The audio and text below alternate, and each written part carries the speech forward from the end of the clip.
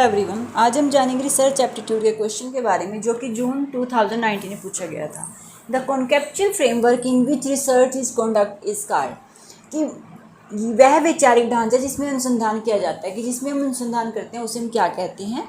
Synopsis of research या research design, research hypothesis या research paradigm. अनुसंधान का सारांश या अनुसंधान डिज़ाइन या अनुसंधान परिकल्पना या अनुसंधान प्रतिमान। तो पहले हम वन बाय वन इन सब की एक्सप्लेनेशन देखेंगे कि आखिर ये है क्या, ताकि हम अपना आंसर खुद फाइंड कर सकें। मैंने आज की जो वीडियो बनाई है वो हिंदी इंग्लिश दोनों में बनाई है। आज मैंने एक क्वेश्चन डाला है और इसके सारे ऑप्शन डाले हैं। तो प्लीज़ मुझे कमेंट ज़रूर किया करो कि हाँ, मैं हिंदी में वीडियो बनाऊँ या इंग्लिश में या क्वेश्चन सीरीज बनाऊँ, तो प्लीज़ कमेंट जरूर किया करो। फर्स्ट ऑप्शन है हमारे पास जैसे synopsis of research. Synopsis of research क्या होता है कि जहाँ हम क्या करते हैं, अपने रिसर्च प्रोजेक्ट का प्लान करते हैं। पहली बात तो ये हमारा क्वेश्चन क्या है कि जब हम रिसर्च करते हैं वो हम कौन सा ढांचा है जिससे हम रिसर्च तैयार करते हैं। ठीक है, आंसर तो हमारा होगा रिसर्च डिज़ाइन, क्योंकि जो रिसर्च सिनॉप्सिस ऑफ रिसर्च है ये है जब हम कोई भी मान लो पीएचडी कर रहे हैं, कुछ भी कर रहे हैं, जब हमें कोई बुक लिखनी है, कोई आर्टिकल लिखना है, कुछ भी लिखना है, सिनॉप्सिस उस समय यूज़ होती है कि किस तरीके से हम अपना टाइटल लिखेंगे, क्या कुछ हम उसमें करेंगे। ठीक है, तो वो हमारे रिसर्च करने में नहीं आए, तो इसमें रिसर्च डिज़ाइन आएगा आंसर तो। पर हम इनको सबको देखो, रिसर्च हाइपोथेसिस भी आप जानते हैं कि रिसर्च हाइपोथेसिस होती है जब हम कुछ भी अपनी जो भी हम करते हैं जब रिसर्च, तो उसके पहले जब हम आइडिया लगाते हैं कि हाँ ये चीज़ ऐसे हुई होगी, जो हमारी एक परिकल्पना है, जो हम सोचते हैं कि ये ऐसा हुआ होगा, जो हम रिसर्च करने से पहले जो भी हम अपना माइंड सेट करते हैं, जो भी हम थिंकिंग करते हैं, वो हमारी रिसर्च हाइपोथेसिस होती है। इसी तरीके से रिसर्च पैराडाइम होता है जो हमारी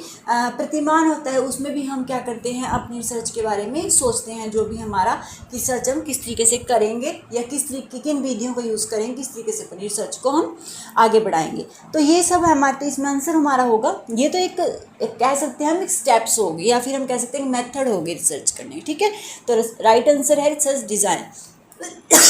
सॉरी, अब जानते हैं one by one synopsis of research क्या है कि the plan of your research project. जहाँ पर हम प्लान करते हैं अपने किसी भी रिसर्च प्रोजेक्ट को, जब हम कर रहे हैं तो उसके लिए हम जब प्लान करते हैं, या हम कह सकते हैं कि एक ब्रीफ आउटलाइन है हमारी रिसर्च प्रपोजल या इंटेंडेड वर्क, जो भी हम काम कर रहे हैं उसका एक ब्रीफ आउटलाइन, जिसमें हम सब कुछ बताते हैं, जो भी हमारा एक संक्षेप में जब हम कोई चीज़ को बता रहे हैं। ए ब्रीफ समरी है which gives reader overview of the main point. जहाँ पर हम एक ब्रीफ समरी क्या होती है, जब हम पहले बचपन में समरी याद करते हैं तो उसमें क्या था, एक ब्रीफ समरी ऐसी होती है जिसमें मोस्टली सारा कुछ एक्सप्लेन किया जाता है, मतलब कि जो भी इंपॉर्टेंट थिंग होती हैं लेसन के बारे में, या जो भी मोस्ट इंपॉर्टेंट जो भी उसमें रिलेट होती हैं हमारे टॉपिक के, तो वो उसमें सारा आ जाता है समरी में। ठीक है, और समरी से हमें आइडिया लग जाता है टोटली कि हाँ इस जो लेसन में या इस सब्जेक्ट में क्या मेन पॉइंट होंगे, इसमें क्या किस चीज़ के बारे में बात की जा रही होगी, तो वो होता है synopsis of research. In an academic context में हम देखें जैसे this is usually summary of the text, जैसे जर्नल आर्टिकल्स में, बुक में, रिपोर्ट जो हम तैयार करते हैं तो उनमें ये यूज़ होता है। ये मैंने हिंदी में लिखा है। शोध सारांश आपके शोध प्रोजेक्ट की योजना है। यह शोध के लिए तर्क, शोध के उद्देश्य, डाटा संग्रह, जो भी हम डाटा कलेक्ट करते हैं, रिकॉर्डिंग करते हैं, प्रश्नावली जो भी क्वेश्चनायर के द्वारा हम जो भी हम डाटा कलेक्ट करते हैं वो सब क्वेश्चनायर है, इंटरव्यूज़ है, मार्गदर्शनों के लिए प्रस्तावित तरीके से प्रदान करता है। ठीक है, फॉर्मेट क्या होता है सिनॉप्सिस का, और ये एक ध्यान रखना कि मैक्सिमम जो ये किया जाता है, मैक्सिमम जो समरी इसमें लिखी जाती है जो 1500 से लेकर 2000 वर्ड इसमें मैक्सिमम हो सकते हैं। फॉर्मेट क्या है कि यानी कि सारांश का जो प्रारूप क्या है, तो वो है इसमें सबसे पहले से इंट्रोडक्शन करवाया जाए। इंट्रोडक्शन मान लो किसी चीज़ के जो हम कोई चीज़ हम टॉपिक लिख रहे हैं तो हमें इंट्रोडक्शन कराना है कि हमें ये टॉपिक है क्या। ठीक है, इंट्रोडक्शन तो हम कराएंगे ना इसमें क्या है। सेकंड है जैसे रिव्यू ऑफ लिटरेचर की जो साहित्य है उसकी समीक्षा की जाएगी। थर्ड है जैसे एम एंड ऑब्जेक्टिव, उसके उद्देश्य और लक्ष्य के बारे में बताया जाएगा। फिर है कि जो मटेरियल मेथड हमने यूज़ किए हैं वो सब इसमें आएगा। ठीक है, तो फॉर्मेट है। इस तरीके से स्टेप्स होते हैं कुछ सिनॉप्सिस के। स्टेप्स क्या है कि सबसे पहले होता है टाइटल, हम शीर्षक देते हैं उसमें। फिर होता है statement of problem and hypothesis, समस्या की परिकल्पनाओं का विवरण। ठीक है, जो भी इसमें समस्या है या जो भी हमने परिकल्पना लगाई, जो भी हमने वो सब हम उसमें लिखे हैं। उसके बाद है हमारा उसमें एम्स एंड ऑब्जेक्टिव देखेंगे। ठीक है, उसका लक्ष्य क्या है, हम क्यों उस टॉपिक को ले रहे हैं। अब हम पीएचडी कर रहे हैं, हमें टॉपिक लेना पड़ता है, कोई भी हम टॉपिक क्यों सिलेक्ट कर रहे हैं, हमने ये टॉपिक क्यों सिलेक्ट, हमें 5-6 टॉपिक दिए गए। ठीक है, हमें उस पर किस टॉपिक पर बनाना है, तो हमें ये भी तो बताना है कि हमारा लक्ष्य क्या है इस टॉपिक को को उभारने के लिए, क्यों हम इस टॉपिक को ले रहे हैं, ठीक है। उसके कोई ना कोई रीज़न होगा, उसका कोई उद्देश्य होगा कि हमारे माइंड में आएगी, हम इस टॉपिक पे अपनी बात रखेंगे या कहेंगे। रिव्यू ऑफ लिटरेचर साहित्य की भी जो समीक्षा करेंगे। रिसर्च मेथोलॉजी है कि अनुसंधान पद्धति या जिस भी पद्धति पे हम रिसर्च कर रहे हैं मेथोलॉजी। तो फिर रेफरेंसेस होता है संदर्भ। ऑफिशियल रिक्वायरमेंट जो भी, क्योंकि जब हम कोई आर्टिकल लिख रहे हैं, बुक लिख रहे हैं, एक आधिकारिक आवश्यकता है, यानी कि जो भी ऑफिशियल रिक्वायरमेंट है वो सब हम इसमें पूरी करते हैं, देखते हैं, ठीक है। तो ये हो गया हमारा सिनॉप्सिस। आई होप कि आपको पता लगे होगा सिनॉप्सिस होता क्या है, ठीक है। सेकंड हमारा ऑप्शन था रिसर्च डिज़ाइन, जो कि हमारा आंसर है इस क्वेश्चन का। रिसर्च डिज़ाइन वैसे होता क्या है? शोध डिज़ाइन को समग्र योजना या संरचना के रूप में परिभाषित किया जाएगा, ठीक है। कोई भी जब हम योजना करते हैं या संरचना, ठीक है, जो शोध करने की प्रक्रिया को मार्गदर्शन करती है हमारा, यह शोध प्रक्रिया का एक महत्वपूर्ण घटक है। इसमें यह ध्यान रखा जाता है कि अध्ययन कैसे किया जाएगा। यहाँ हमारी ये क्या है कि हम रिसर्च करेंगे कैसे, ठीक है।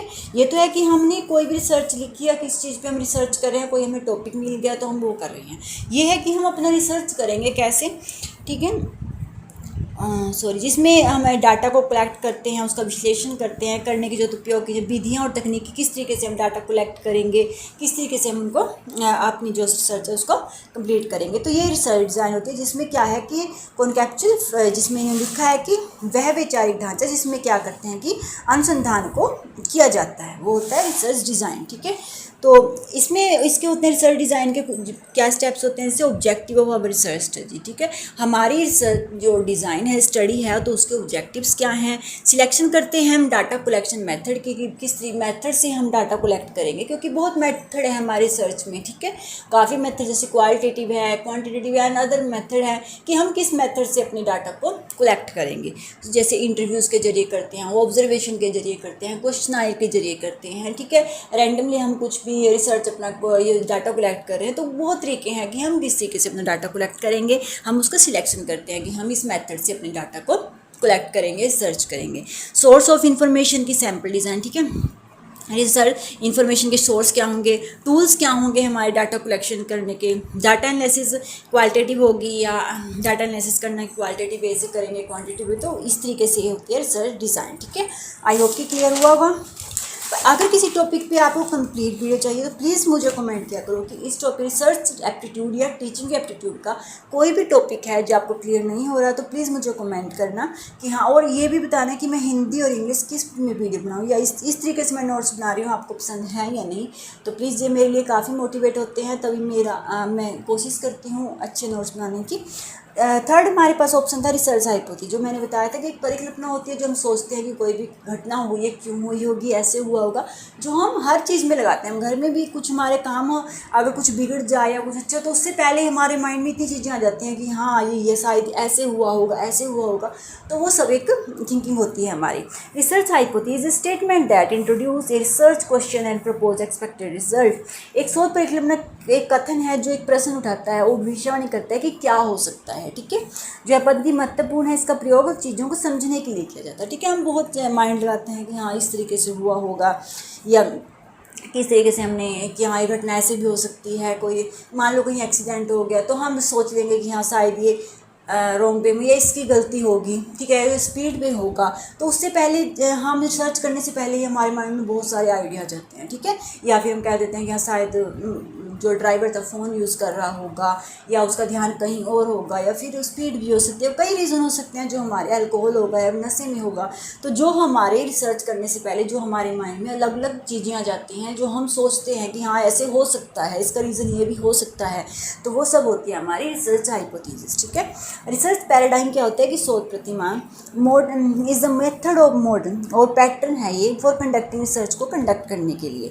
इट इज़ सेट ऑफ, ये क्या है, एक आइडियाज़ का सेट है, बिलीव्स और understanding with in which theories practice can function. जो भी हम थ्योरीज या प्रैक्टिस करें तो वो है कि उनके बिलीव्स क्या है, हमारे जो आइडियाज़, जो भी हमारे अंडरस्टैंडिंग समझ कितनी है उसके बारे में, ठीक है। A research paradigm explain what do you believe reality and how you think knowledge can be understood, कि किस तरीके से आप विश्वास करते हो, किस तरीके से एक्सप्लेन करोगे रियलिटी को, और आप किस तरीके से अंडरस्टूड कर रहे हो, नॉलेज क्या है, ठीक है। एक शोध प्रतिमान एक विशिष्ट विश्व दृष्टि और दार्शनिक ढांचा जिसमें विचार, विश्वास, पूर्वाग्रह शामिल है, जो शोध प्रक्रिया का मार्गदर्शन करता है या निर्धारित करने में मदद करता है कि शोध किस तरीके से किया जाएगा, ठीक है। हम देखते हैं इसमें अध्ययन के उद्देश्य, शोध प्रश्न, उपयोग किए जाने वाले उपकरण या महाविश्लेषण विधियाँ शामिल हैं। तो आई होप कि आपके वीडियो अच्छी लगी। मैं लेंथी वीडियो बना सकती, फिर लगता है कि कभी लेंथी वीडियो कई बार लेकिन इसमें क्वेश्चन मैंने एक डाला, लेकिन आपके कई टॉपिक क्लियर भी हुए, और इन टॉपिक पे अगर आपको स्पेशल कोई वीडियो चाहिए तो मैं फुली एक्सप्लेन करके उस पर बना दूँगी। Thank you for watching my video.